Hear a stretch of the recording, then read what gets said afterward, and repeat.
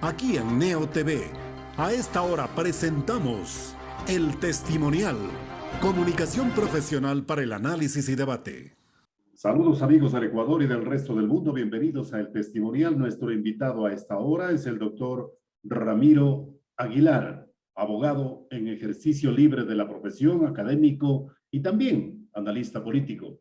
Ramiro, muchas gracias, su gentileza, muy amable por acompañarnos en este día. Muy buenos días, Wilman. Buenos días a todas las personas que nos siguen a través de las redes sociales. Un saludo muy cordial. Comparece usted a este grato diálogo, Ramiro, para explicarnos desde la base, desde el inicio, qué son los Pandora Papers y cómo involucra a presidentes y políticos de América Latina.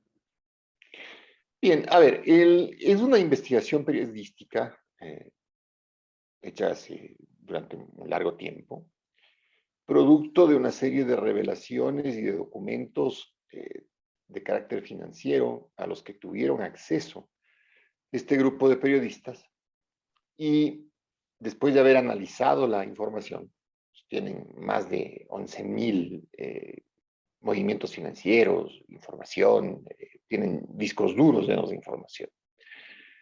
Luego de haber hecho un tamiz, un análisis, se encuentran con que varios personajes de la política mundial, varios personajes del mundo del arte, varios personajes del mundo del deporte, gente de muchísimo dinero, personas que han tenido enormes fortunas, han evitado pagar impuestos en los países donde se ha generado el dinero y han preferido sacar ese dinero hacia lo que se conoce como un paraíso fiscal. Un paraíso fiscal es un país pequeño, generalmente son islas del Caribe o islas del sudeste asiático, en donde el negocio de ese país, comprenderás que una isla no tiene recursos naturales, entonces vive del turismo, y para atender los requerimientos de su población, entonces presta servicios de bancos, servicios bancarios, o de domiciliar compañías en esos países, que después de domiciliadas, de creadas, te dan un papel al portador y te dicen: usted puede hacer esa compañía, usarla en cualquier parte del mundo. ¿Con qué propósito? Con el propósito de dos cosas. Primero, de tener un sigilo bancario muy fuerte, es decir, que cuando alguien vaya a la isla y pregunte: aquí hay una cuenta de fulano de tal, le dicen: no, no señora, aquí hay un sigilo bancario muy fuerte, así que no le podemos dar información del dinero. Y el segundo propósito es impositivo, por eso se llaman paraísos fiscales, ¿no? Los cielos de los impuestos. Como no pagas impuestos o la carga impositiva es mínima, absolutamente mínima, entonces se llaman paraísos fiscales. En esa investigación aparecen 3 presidentes en funciones en América Latina: Sebastián Piñera en Chile, Guillermo Lasso en Ecuador y el presidente del Paraguay.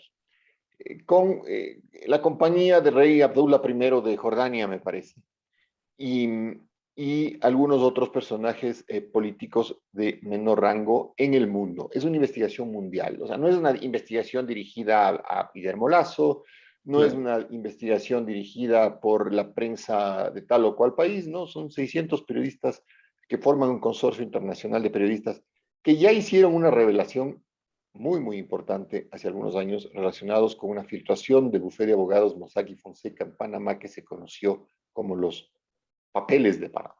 Ramiro, es una filtración, es una investigación a 12 millones de documentos, se dice, que involucra a 330 políticos de 90 países. La pregunta es, Ramiro, ¿siempre han existido los paraísos fiscales para tutelar, proteger estos dineros de semejantes exmandatarios políticos, celebridades deportivas, del espectáculo, en fin, salpicados por estas investigaciones? Sin duda, porque no te olvides que son países, ¿no? O sea, se les llama paraísos fiscales por el efecto, porque son lugares donde no te cobran impuestos, pero cada paraíso fiscal es un país soberano. Como te decía, puede ser la isla de Vanuatu, o puede ser las Islas Vírgenes, o pueden ser Panamá, o puede ser, qué sé yo, Andorra. Son países generalmente pequeños, salvo Panamá. Hay algunos estados de la Unión Americana que son también paraísos fiscales, Dakota del Sur, por ejemplo. Sí, Entonces, ¿qué son? A ver, en Dakota del Sur no hay soberanía, es parte de la Unión Americana, pero en los otros países son países soberanos. Y como te decía, de algo tienen que vivir, pues, o sea, ya son soberanos, ya tienen que pagar la salud pública, tienen que pagar para sus 3.000 o 4.000 habitantes, pero igual cuesta. Entonces se han dedicado desde hace muchísimos años, te diría desde mediados del siglo XX, a prestar este servicio a los millonarios del mundo de encubrirles sus fortunas. A ver, un poco para hacer ya para encubrirles sus fortunas. Y venga acá, nosotros somos un país soberano, le abrimos las cuentas, le damos las compañías, no preguntamos mucho y encubrimos sus cosas. Ahora, obviamente con las personas que quieren evadir impuestos porque han tenido actividades lícitas, también hay personas que evaden impuestos y que tienen actividades ilícitas. O sea, no te sorprendas que entre los Pandora Papers tengas traficantes de armas, tengas traficantes de personas, tengas narcotraficantes, etcétera. Porque en el fondo son, lo que se está cuestionando es la práctica, no la persona. Entonces, Ramiro, lo que quiere decir es que ocultan su riqueza no solamente para evadir el pago de tributos, de impuestos, sino también la ocultan porque no quieren que se conozca su origen. Correcto, correcto. O para encubrirla, enmascararla y después poder hacer operaciones de compraventa en el resto del mundo. Te pongo un ejemplo. Yo soy presidente de un país A, soy millonario. Y quiero comprarme las empresas del país A, que están en venta. Pero es feo que yo, presidente, que sea millonario, me compre en mi propio país. Entonces, ¿qué es lo que hago? Saco dinero del país, le pongo a nombre de una sociedad offshore, a esa le vendo a otra sociedad offshore de otro país, a esa le vendo a otra sociedad offshore y creo una cadena con una serie de velos de sociedades, ¿no es cierto? Hasta tener una última sociedad que viene al país A y dice, yo quiero comprar la empresa, la refinería. Y la gente dice, bueno, pero ¿quién es el dueño de la refinería? La refinería, el dueño de la compañía es Alianza Corp. Bueno, ¿quién es el dueño de Alianza Corp? Alianza Corp, el dueño es Investment Corp. ¿Quién es el dueño de Investment Corp? Investment Corp, el dueño es Filipinas Corp. Okay. Entonces, y al final el dueño es el presidente del país, que está a través de una serie de empresas tratando de encubrir su operación financiera. Esto te estoy un poco extremando el ejemplo para que veas que también no solamente es encubrir y ocultar impuestos, sino también enmascarar el dueño del capital para poder hacer operaciones de carácter comercial o financiero en el mundo. Correcto, correcto. Y viene también ahí la posibilidad del lavado de dinero, ¿no es verdad? Sin duda, sin duda, sin duda. Ramiro, ¿en qué momento entonces la comunidad internacional lo ha permitido? Tú como abogado debes conocer por qué organizaciones como Naciones Unidas no han tenido una reacción precisamente planetaria para limitar, para restringir, para sancionar, porque para otros aspectos sí existen. O sea, para el tema de la lucha contra las drogas existe, pero para este caso de dineros con tan dudoso ocultamiento, ¿por qué organismos internacionales, por qué la legislación mundial no ha reaccionado como debe hacerlo? ¿O sí lo está haciendo y no tiene efectos, Ramiro? Bien, a ver, la evasión de impuestos ha sido delito y muy grave en muchas partes del mundo. O sea, por decirte algo, la evasión de impuestos en los Estados Unidos es un delito extremadamente grave. En países europeos, delitos estoy hablando. Correcto. Entonces, si te descubren haciendo eso, un poco la filosofía de las leyes americanas ha sido, usted, dentro de la libertad del capital, de la libertad de empresa, usted puede hacer lo que quiera.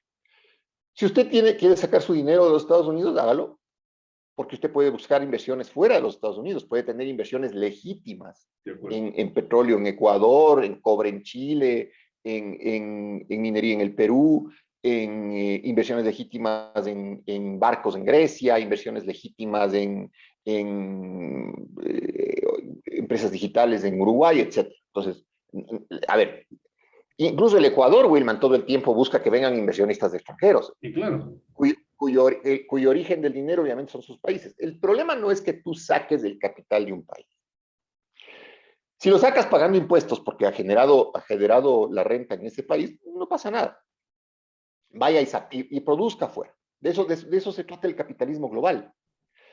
Cuando tú llegas al país al que vas a invertir, desde luego pides una serie de beneficios de orden tributario o seguridad tributaria, porque, bueno, ¿qué beneficio me va a dar usted para invertir en esto? Entonces, la inversión asociada a el capital que viene de fuera y domiciliada en un país donde pagues impuestos, pues puede ser una empresa de Taiwán, una empresa china, una empresa de Panamá, no pasa. Correcto. El problema está cuando tú recibes por operación, por decirte algo, tú eres un exportador ecuatoriano. El pago que te van a hacer por haber vendido flores, te lo va a hacer en el extranjero. Entonces tú le dices a tu cliente, no me pagues en el Ecuador, págame un 20% en el Ecuador, de flores de Ecuador, producidas en el Ecuador, etc. Págame un 20% en el Ecuador, para yo poder tributar sobre ese 20%. Y el otro 80% me pagas en una cuenta mía en las Islas Vírgenes.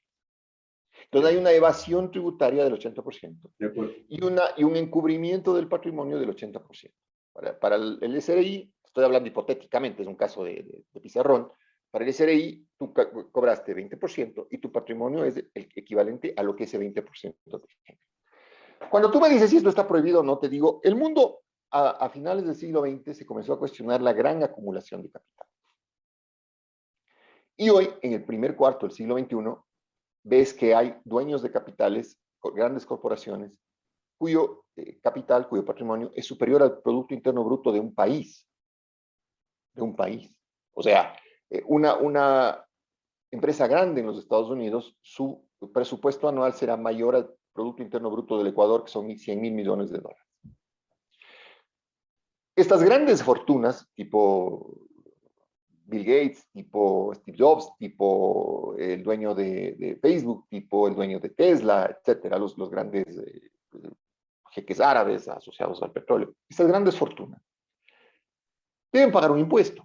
Y cada vez Naciones Unidas está más clara en el hecho de que es anormal y es peligroso que 6 o 7 corporaciones acumulen el capital del mundo. Entonces tiene que redistribuirse eso.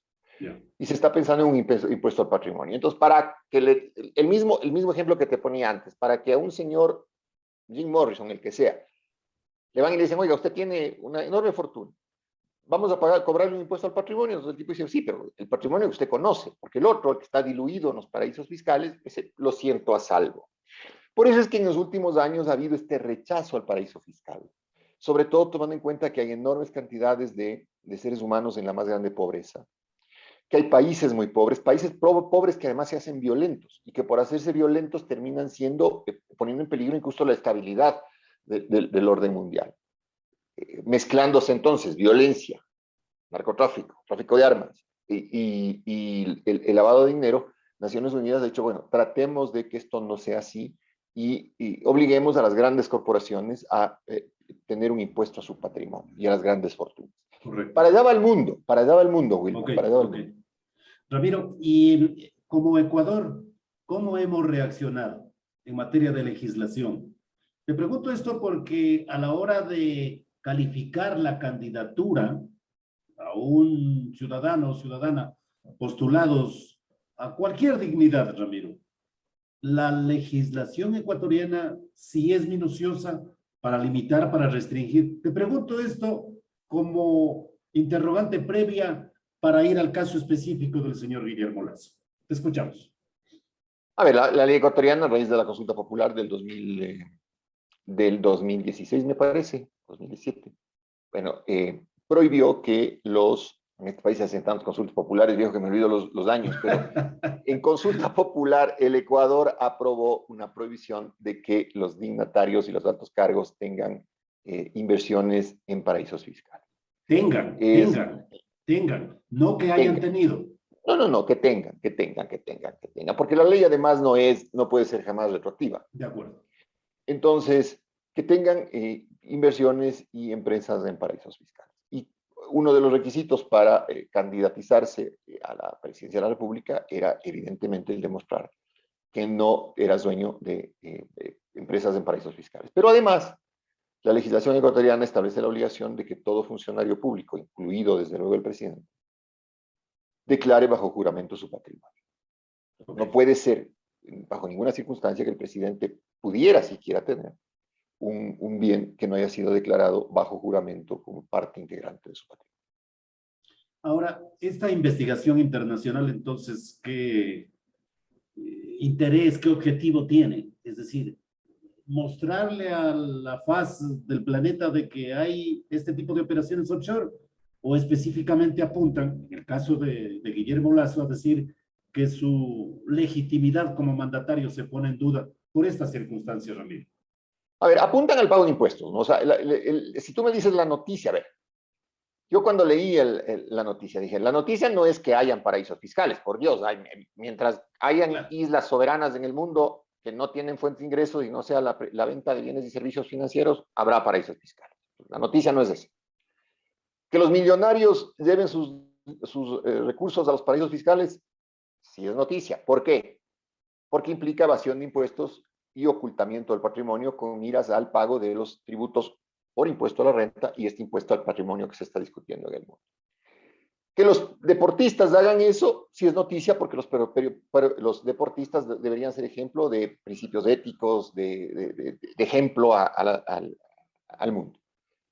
Que los políticos hagan eso es grave, porque los políticos, y escribía yo este fin de semana en mi columna del domingo, decía, a ver, si alguien viene al Ecuador y dice, a ver, tienen un millonario de presidente, ah, qué bien. Entonces me siento con el millonario presidente y le pregunto si sus utilidades las reinvierte en el Ecuador.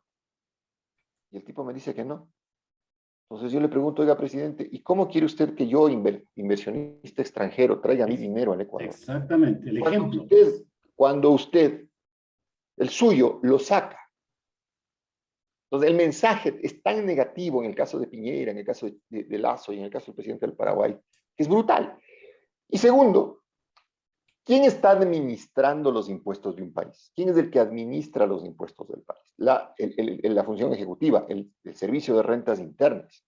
Entonces, dime una cosa, ¿cómo es posible que el presidente de la República tenga el señor Lasso haya construido un andamiaje de laberintos fiscales para no pagar impuestos, si es que en efecto no los ha pagado? Y los ecuatorianos le hemos encargado la administración de los impuestos. Exacto, O sea, ¿qué el SRI es consecuencia el que hay? administra los impuestos. Exacto. Claro, claro, Entonces, Ramiro. O sea, hay que predicar con el ejemplo, pues, hermano.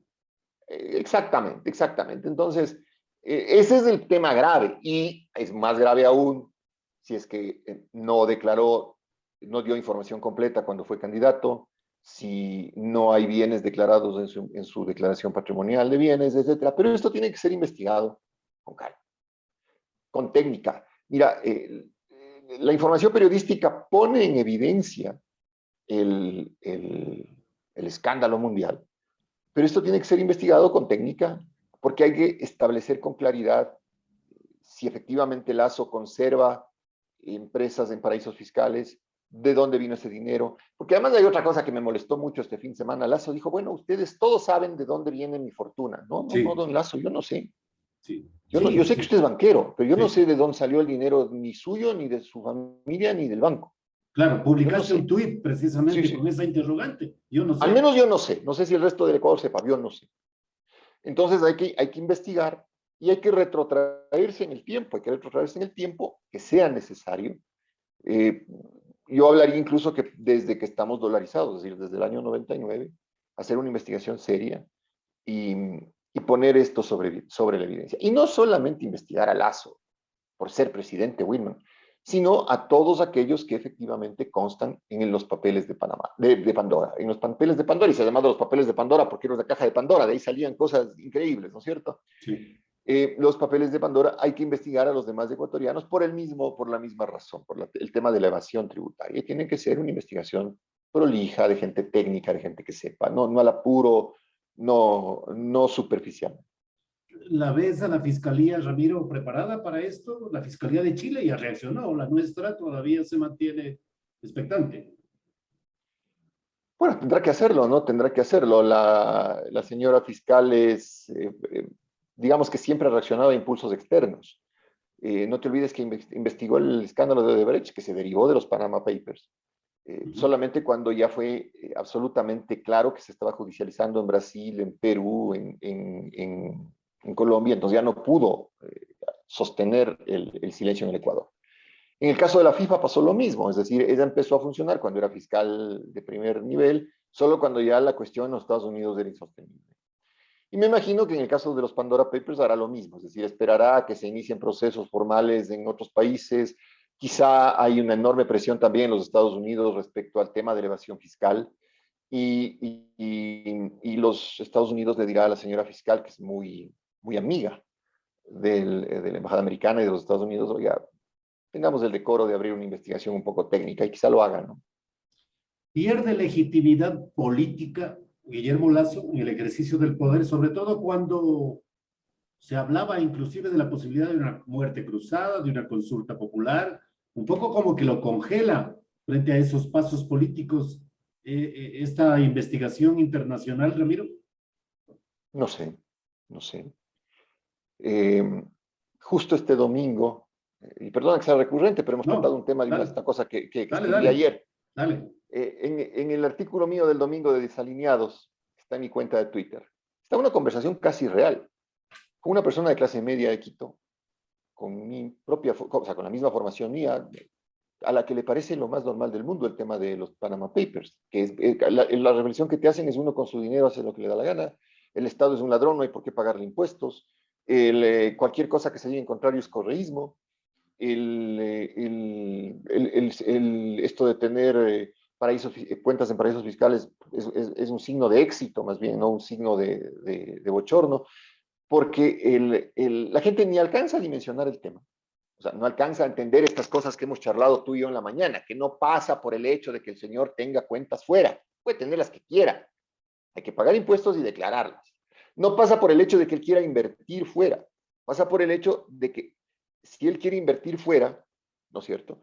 Tiene que pagar impuestos.